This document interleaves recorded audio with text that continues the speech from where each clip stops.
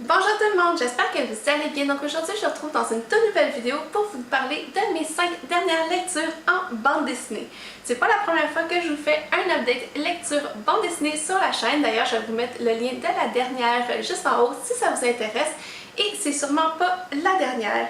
Les 5 livres que je vous présente aujourd'hui, ça a été 5 coups de cœur, 5 BD auxquels j'ai mis 5 étoiles sur Goodreads. Donc on peut dire que c'est vraiment des BD de qualité. La première bande dessinée que je vous présente, c'est Le Guerrier de Sable, le premier tome de la série 5 mondes. Et cette bande dessinée m'a été envoyée par Gallimard Jeunesse Limitée, que je remercie énormément. C'est une bande dessinée jeunesse de science-fiction qui se passe sur une autre planète qui s'appelle Mondo Mani, ou aussi appelée le monde mère, et autour de cette planète gravite 4 lunes. Dans cette histoire, on est dans un univers où il y a des changements climatiques assez importants qui mettent en péril le mince équilibre qu'il y a entre les 5 peuples, même qu'on est vraiment à la veille d'une guerre qui va éclater. Mais on va suivre Una, qui est une danseuse de sable ou une magicienne qui est capable de contrôler cet élément. Et un seul but, c'est de trouver l'élu, donc le danseur qui va être capable de rallumer 5 phares, donc un par planète ou par lune, tout dépendant de comment on regarde la chose. Mais dans les autres mondes, personne ne croit à cette histoire d'élu. Tout le monde pense que c'est des histoires de contes de fées. Par contre, Una est convaincue que c'est sa sœur aînée qui est l'élu. Mais malheureusement, cette dernière s'est sauvée sur la lune Toki pour s'enfuir de sa destinée qui lui était réservée. Alors que la guerre éclate et dans une tentative désespérée pour changer le cours des choses, Una va essayer de prendre une navette pour se rendre sur la lune Toki. Et en chemin, elle va rencontrer deux personnes. D'une part, elle va rencontrer Anne, qui est un garçon qui vient d'un milieu vraiment pauvre, même qui habite dans des bidonvilles. Et d'une autre part, elle va rencontrer Jax, qui est un super athlète d'un sport qui défie toute gravité. Bref, ce trio improbable va se lancer dans une épopée vraiment inattendue où ils vont rencontrer des androïdes, des hommes plantes et des magiciens. Et pour ma part, j'ai vraiment adoré ma lecture. Normalement, ça s'adresse à un public beaucoup plus jeune, mais je pense que j'ai réussi à y trouver mon compte. Déjà, l'univers est super bien décrit, même si c'est vraiment vaste. Déjà, les danseurs de sable, c'est vraiment quelque chose que j'ai trouvé très intéressant. Ça amenait vraiment une petite touche unique à cette histoire. En plus, il y a un côté écologique qui est très présent et je dois vous avouer que le trio de personnages qu'on retrouve dans cette histoire m'a vraiment touchée. En plus, les visuels sont vraiment extraordinaires. C'est incroyable de se dire qu'il y a au moins 5 personnes qui ont travaillé sur cette bande dessinée-là. Je ne sais pas combien d'illustrateurs, mais je dirais au moins 2-3. Et il y a tellement une fluidité dans les dessins, on dirait pas que ça a été fait par plusieurs personnes. Et c'est tellement coloré.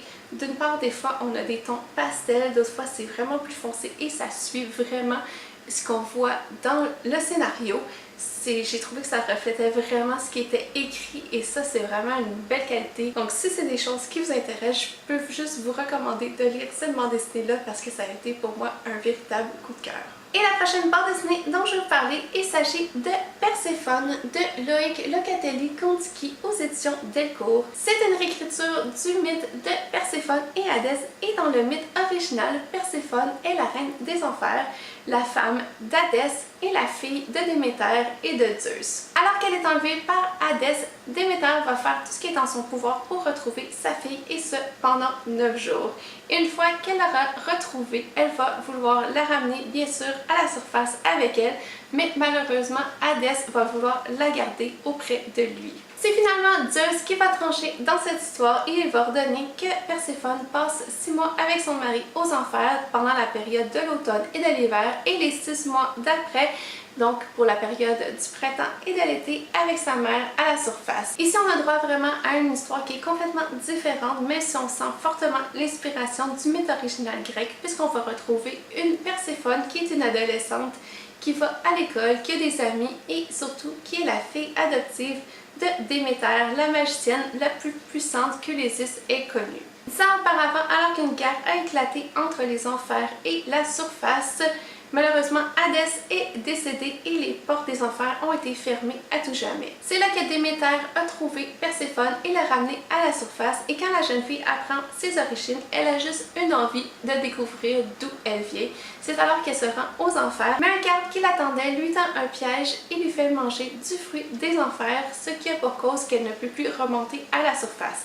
Et quand sa mère l'apprend, elle va faire tout en son pouvoir pour retrouver sa fille. En ce qui concerne les illustrations, je les ai trouvées tout simplement magnifiques. Déjà, je trouve qu'on est à mi-chemin entre deux styles puisqu'on sent vraiment une forte influence japonaise et d'un autre côté, une très belle inspiration européenne. Les crayonnés à l'encre forment une belle texture pour faire des contrastes et créer du volume sur des couleurs très contrastées. On va du pastel aux couleurs très foncées. En plus, on a droit à des teintes bleutées et beaucoup plus sombres qui sont utilisées pour les passages dans les enfers, ce qui permet vraiment de différencier les deux mondes d'un simple coup d'œil. En plus, les enfers, c'est vraiment pas ce à quoi je m'attendais, surtout quand on parle des enfers, mais j'ai trouvé un lieu vraiment incroyable avec des personnes hyper chaleureuses et ça donne vraiment envie d'aller le visiter. J'ai tellement aimé cette bande dessinée-là que j'espère que l'auteur et l'illustrateur fera en faire une série parce que je pense qu'il y a encore beaucoup de choses qu'ils pourraient exploiter et c'est tellement un univers qui est riche, donc j'espère vraiment que ça va se poursuivre. La prochaine bande dessinée dont je vais vous parler, c'est aussi une BD qui a été inspirée par une légende et cette fois-ci c'est par la légende arthurienne. Et je vais vous parler de Morgane par Stéphane Fert et Simon Canzara, aussi aux éditions Delcourt. Ici, on reprend la légende arthurienne, mais du point de vue de Morgane, ou aussi appelée la fée Morgane, qui, dans cette bande dessinée, est une princesse. À la base, on la suit quand elle est enfant. C'est une guerrière et la future reine du royaume de l'ogre, et c'est une petite fille qui déborde d'énergie qu'on retrouve au début de cette BD et qui est prête à tout pour prouver au monde qu'elle est la digne héritière du roi. Après la supercherie de Pendragon qui mettra Irène enceinte du petit Arthur, la princesse sera enlevée par Merlin qui devra la former pour être magicienne. Dès ce moment, Morgane n'aura qu'un seul but, celui de devenir la plus grande magicienne du royaume de Bretagne afin de pouvoir tuer Merlin et se venger. On va donc voir Morgane grandir et au fil des années, elle va devenir vraiment assoiffée de pouvoir et de vengeance, et la goutte qui va vraiment faire déborder le vase, c'est quand Merlin va mettre Arthur sur le trône, tandis que c'était elle à la base qui devrait être reine. Persuadée que le trône lui revient, elle va faire tout ce qui est dans son pouvoir pour le reprendre. Donc supercherie et coups bas, mensonges seront vraiment au rendez-vous. C'est vraiment pas une bande dessinée pour les enfants puisque quelques scènes de nudité et de sexe sont dans cette bande dessinée-là, mais vraiment c'est pas choquant comme scène, donc je pense que des adultes avertis pourront quand même apprécier cette bande dessinée-là. Pour ce qui est des illustrations, franchement Stéphane Fert est rendu un de mes illustrateurs favoris. J'ai trouvé qu'il avait un style très graphique, puis il fait ses personnages vraiment d'une manière unique. Il y a une belle inspiration dans cette BD-là du peintre Gustav Klimt, jusqu'à avoir un beau clin d'œil à sa toile la plus connue, donc Le Baiser. Franchement, je vais vraiment suivre avec intérêt ses prochaines publications parce que j'en veux plus et je trouve cet illustrateur vraiment extraordinaire. Je recommande cette bande dessinée-là à tous ceux qui voudraient en savoir plus sur la légende arthurienne, mais surtout sous un personnage dont on n'entend jamais parler ou qui est souvent passé sous silence, le personnage de Morgane. Non seulement on a un point de vue féminin, mais on trouve un personnage qui est assez gris, qui veut tout simplement avoir sa vengeance et son heure de gloire, et j'ai trouvé qu'il y avait une très belle progression psychologique dans cette histoire-là et je ne peux que vous le recommander. La prochaine bande dessinée dont je vais vous parler, il s'agit du premier tome des Carnets de cerises, le zoo pétrifié. Le scénario par Joris Chamblin et les illustrations par Aurélie Néret aux éditions Métamorphose. Dans cette histoire, on va retrouver une petite fille de 10 ans qui s'appelle Cerise. Son but dans la vie, c'est de devenir écrivaine et pour ça, elle décide de s'inspirer des gens dans son entourage pour écrire ses histoires. Du haut de sa cabane perchée dans un arbre où elle a l'habitude de retrouver ses amis, elle va apercevoir un mystérieux homme, un homme assez âgé qui se promène dans la forêt avec des pots de peinture et qui est complètement recouvert de taches de peinture.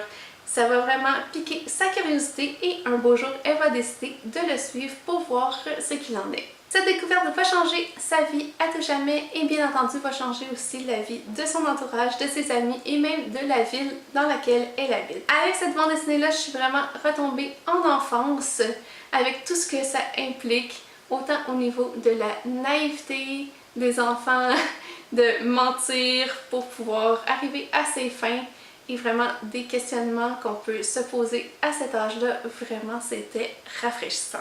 J'ai vraiment été conquise surtout par les personnages. Cerise et ses amis sont des personnes très différentes avec des personnalités assez uniques. Et j'ai trouvé ça intéressant que le scénariste mette vraiment de l'emphase sur certaines caractéristiques qu'elles avaient. J'ai trouvé que ça ajoutait vraiment une petite touche à cette histoire. Sinon, les illustrations, encore une fois, pour cette bande dessinée-là sont vraiment magnifiques. On dirait quasiment de l'aquarelle par moments, d'autres fois des dessins très réalistes. En plus, on a vraiment des encores avec les carnets de Cerise où elle dessine dedans. Donc dans ces encores-là, c'est des dessins qui sont beaucoup plus enfantins. À la fin de ma lecture, j'avais vraiment les larmes aux yeux tellement j'ai été touchée par cette histoire. Et franchement, même si c'est une petite fille de 10 ans, je pense que ça s'adresse à tout le monde. Même mon mari l'a lu et il a adoré. Donc vraiment, si vous aimez les histoires toutes simples qui donnent chaud au cœur, je vous recommande cette bande dessinée. Et la dernière bande dessinée dont je vais vous parler, et non la moindre, parce que si j'avais un coup de cœur à décerner aux 5 coups de cœur que je vous ai présentés, ça serait pour celle-là.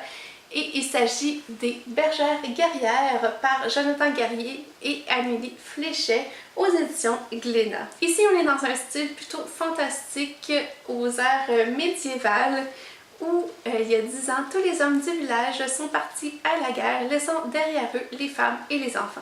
10 ans plus tard, ils ne sont toujours pas de retour et pour protéger le village, les femmes ont décidé de former l'ordre des Bergères guerrières afin de protéger ce dernier contre les dangers qui l'entourent. On va suivre l'histoire de la petite Molly qui commence sa formation de bergère guerrière et il y a aussi son amie Liam qui ajoute une petite touche d'humour à l'histoire puisque son rêve c'est d'intégrer l'ordre des bergères guerrières, mais malheureusement celle-ci n'est que pour les femmes. Donc, il va user de ruses et de supercheries pour essayer d'intégrer l'ordre. Même si ce premier tome n'est pas très riche en action, qui est normalement typique de ce genre d'histoire fantasy médiévale, on a vraiment l'histoire qui est posée et la présentation des personnages. Évidemment, l'histoire finit sur un gros cliffhanger. Notre héroïne est à la fois sympathique et douce, mais aussi courageuse et têtue, ce qui rend vraiment sa personnalité multifacette. Et j'ai vraiment aimé cet aspect-là de la bande dessinée. Vraiment, dans cette BD-là, les femmes sont à l'honneur. On trouve des femmes fortes, aussi des situations assez cocasses. Franchement, les dessins aussi sont extraordinaires. On a un style qui est un peu plus en aplat. Ça fonctionne tellement bien avec le scénario. On a une palette de couleurs qui est assez terreuse, qui rend vraiment bien avec l'ambiance de l'histoire. C'est vraiment un univers qui est riche visuellement et j'ai vraiment hâte de savoir ce qui se passe dans le deuxième tome. Et n'hésitez pas aussi à me dire en commentaire si vous avez lu un livre que j'ai présenté ou si je vous ai donné envie d'en lire un. Vous me laisserez aussi un petit pouce si vous avez aimé la vidéo et n'oubliez pas de vous abonner à la chaîne si ce n'est pas déjà fait. Donc nous, on se revoit bientôt dans une prochaine vidéo et d'ici là, je vous souhaite de bonnes lectures. Bye!